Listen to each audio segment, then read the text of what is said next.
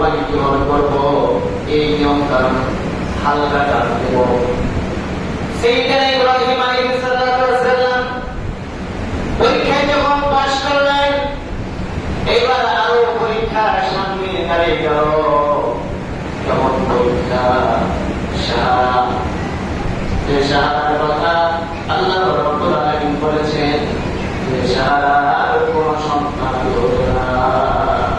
শাহাদাকে যখন বিয়ে করলেন, বিয়ে করা হয় তারা ফিলিস্তিনে, যেখানে ইসরায়েল এবং ফিলিস্তিন যেখানে যুদ্ধ চলতেছে, ওই ফিলিস্তিনে তখন বসবাস করছিলেন। এইবার সেখান থেকে মিশরে গেলেন। মিশরে যাওয়ার পরে মিশরের ওই রাজাটা খুব খারাপ ছিল। ওই এলাকায় ওই কমে যদি কেউ যেত আর মহিলা মানুষ যদি দেখতো বা শুনতো, তাহলে তার সমস্ত সামগ্র দিয়ে উঠায় নিয়ে আসা, তাহলে খারাপ কাজে লিপ্ত হতো। এই কথাগুলো ইব্রাহিম আলাইহিস সালাম জানতেন। জানার পরেও সেখানে যেতে হবে, সেই দিক দিয়ে পা হতে হবে, এরকম আল্লাহ তাআলা আদেশ করলেন। কিন্তু সে যাচ্ছে, শাহাদাকে একটি কথা বললেন যে দেখো, যে এই দেশের এই কওমের এই গোত্রের লোকের এরকম আচরণ, যদি তুমি আমাকে স্বামী হিসাবে বলো যে এটা আমার স্বামী, তাহলে আমাকে হত্যা করবে আর তোমাকে বাঁচিয়ে রাখবে, তোমাকে জুলুম করবে, তোমাকে নিয়ে যাবে। পথে একটি কথা তুমি বলবা যে আমি তোমার ভাই না, কি লাগে ভাই লাগে, ভাই লাগে। ওই সময় আর ওই বাদশা হত্যা করেন না, তার বলবো, কিন্তু স্বামী হলে হত্যা করে না, কারণ তার সহযোগী রাখবেন না। এইবার অত্যাচারী বাদশা যখন জানতে পারলেন ইব্রাহিম আলাইহিস সালাম আর শাহাদা যে ভিন্ন দেশের লোক এসেছে আর এত সুন্দর মায়াবতী এবং অনেক সুন্দর চেহারা, যে রাজার সঙ্গে সঙ্গে শোনার পরে বললেন তাদেরকে আমার দরবারে হাজির করো। ওই সুন্দর সমান্তরালকে তাদেরকে হাজির করলেন সামনে। হাজির করার পরে একসাথে কি ব্যবহার করবে জিজ্ঞাসা করছেন। জিজ্ঞাসা যখন করেছেন যে ওটা তোমার কি লাগে, তখন ইব্রাহিম আলাইহিস সালাম বললেন ওটা আমার মন লাগে। এই কথাটা করে আল্লাহ তাআলা নোট করে দিয়েছেন। পরিস্থিতি শিকারে তখন বলেছিল, কিন্তু আল্লাহর কাছে ক্ষমা চাওয়ার কারণে আল্লাহ ক্ষমা করে দিয়েছে, কিন্তু এই কথা নোট করে দিয়েছে। এরপরে শাহাদাকে তারা রাজার কাছে নিয়ে গেলেন। রাজা খারাপ কাজের উদ্দেশ্যে হাত বাড়িয়ে দিলেন। তারপর বুঝলেন এই খারাপ কাজের উদ্দেশ্যে হাত যখন বাড়িয়ে দিয়েছেন, আর শাহাদা তৎক্ষণিক আল্লাহ তাআলার কাছে নালিশ দিয়েছেন, বলেছেন আল্লাহ আপনি তো জানেন আমি একজন নবী বা রাসূলের স্ত্রী, আপনি আমাকে এই লাঞ্ছিত অপমানিত চরিত্রহীন এই রাজার কাছে আমাকে স্পর্শ করাবেন না।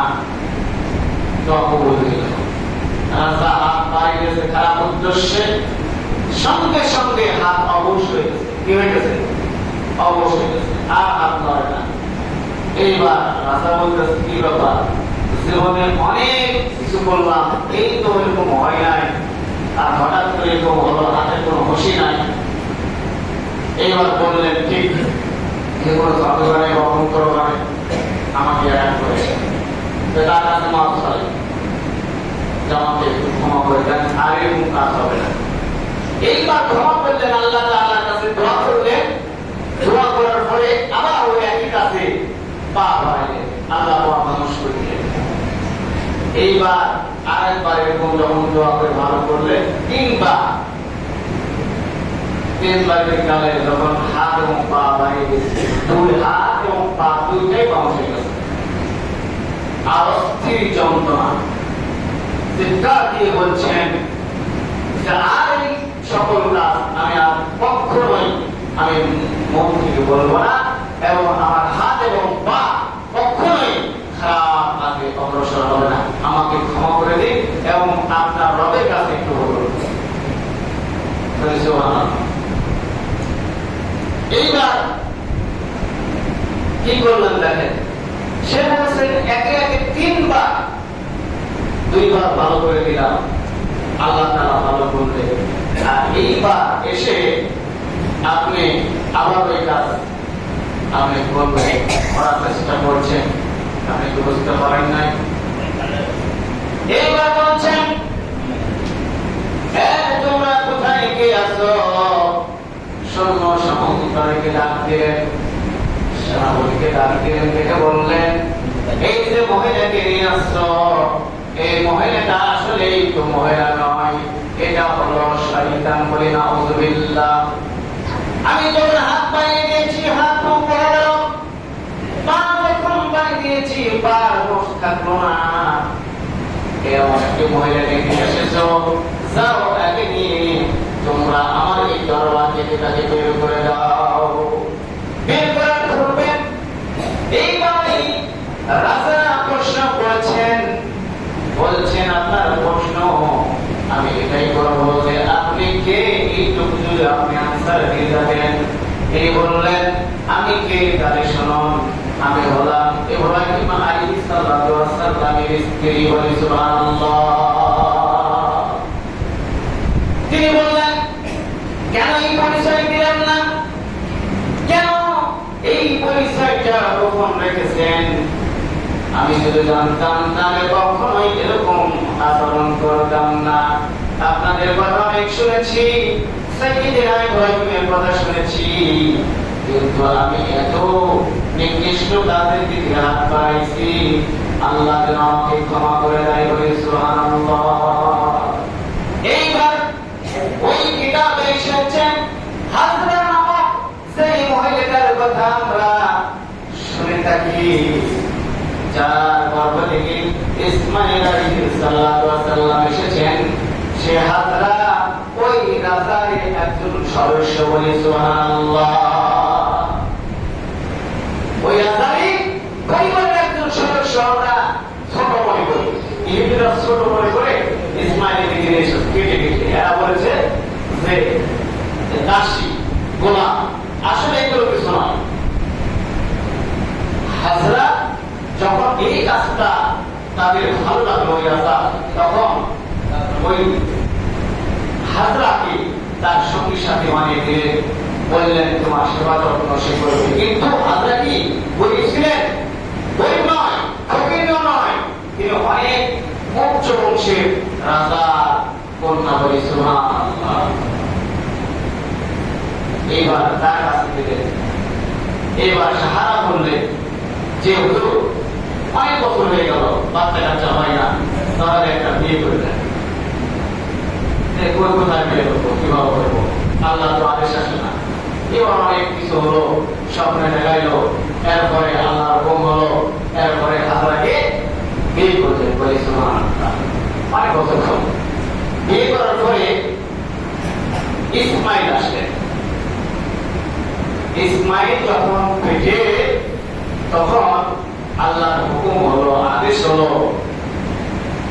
যে সতীরে সতীরে কিন্তু খুব কষ্টই হয়, যে কোনো কাজ না দেখবে।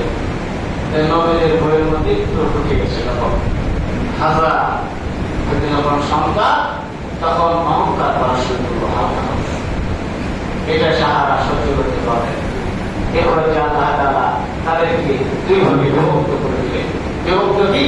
হাজরাকে বনবাস, সেখানে যে কুয়া থেকে হাজিরা পানি আসে, ওই জায়গায় কোন মানুষ, কোন পশু পাখি এবং কোন গাছপালা, তরলতা, সাপ জোয়ারি এরকম ছিল না। একবারে খোলা মাঠ, সেখানে ছোট্ট একটি সেটকি দিয়ে একটা থালা, একটা বাসন দিয়ে সেখানে পানি ভর্তি জল এরকম কিছু খাদ্য কিছুদিনের জন্য দিয়ে যখন আসলেন,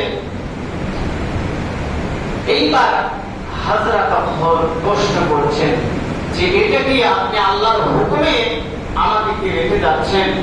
যদি রেখে যান তাহলে আমার কোনো আপত্তি নাই, আফসোস নাই, আর যদি আপনি রেখে যান তাহলে আমার আফসোস আছে এবং কথা আছে।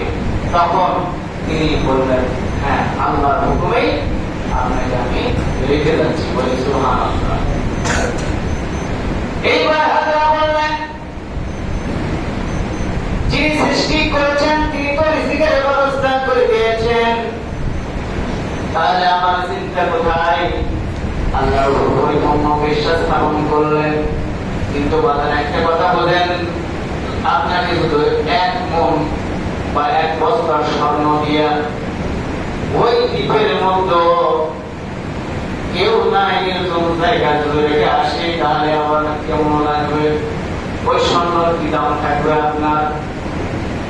পেটে ক্ষুধা, আপনি স্বর্ণ দিয়ে দিতে পারেন। হাজার অবস্থা হয়ে গেল,